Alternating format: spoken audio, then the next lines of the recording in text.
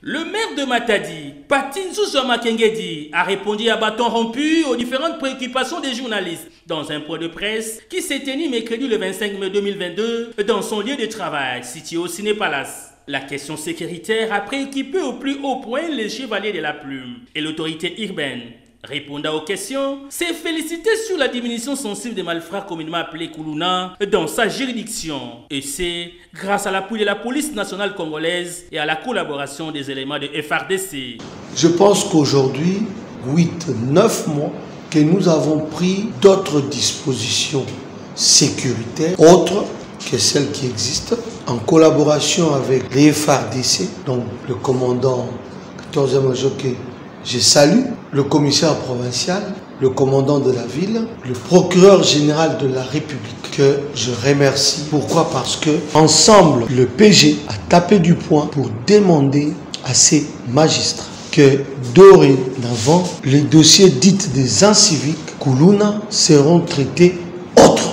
Le numéro 1 de la ville reconnaît néanmoins l'insécurité qui vient de voir les jours à Matadi, dû au phénomène du vol des sacs de paisibles citoyens perpétré par certains conducteurs de motos venus du territoire de Sekebanza et dont l'éradication n'a pas tardé, a-t-il déclaré. Nous nous battons de certains de nos frères qui viennent de l'autre côté de Sekebanza, qui maintenant créent la désolation en volant les sacs des personnes à l'aide des motos.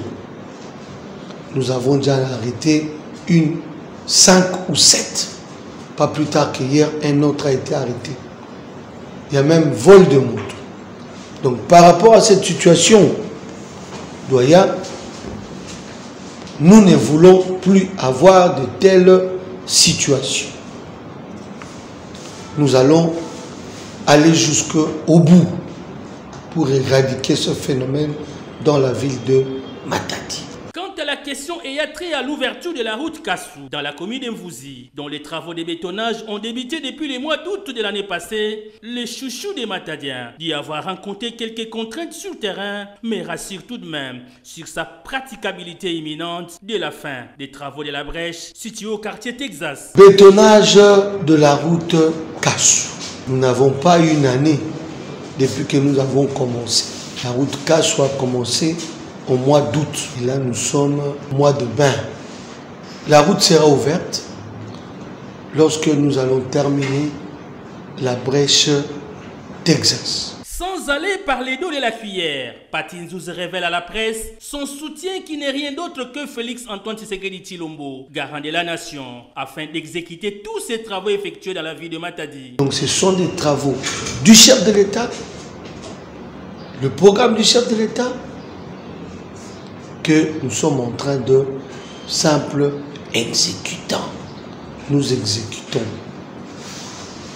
Et ces collaborateurs, à chaque fois qu'ils sont dans la ville, ils vont voir. Point n'est besoin de vous dire plusieurs soutiens, plusieurs aides que nous avons eues de la part, je dirais, de la présidence de la République.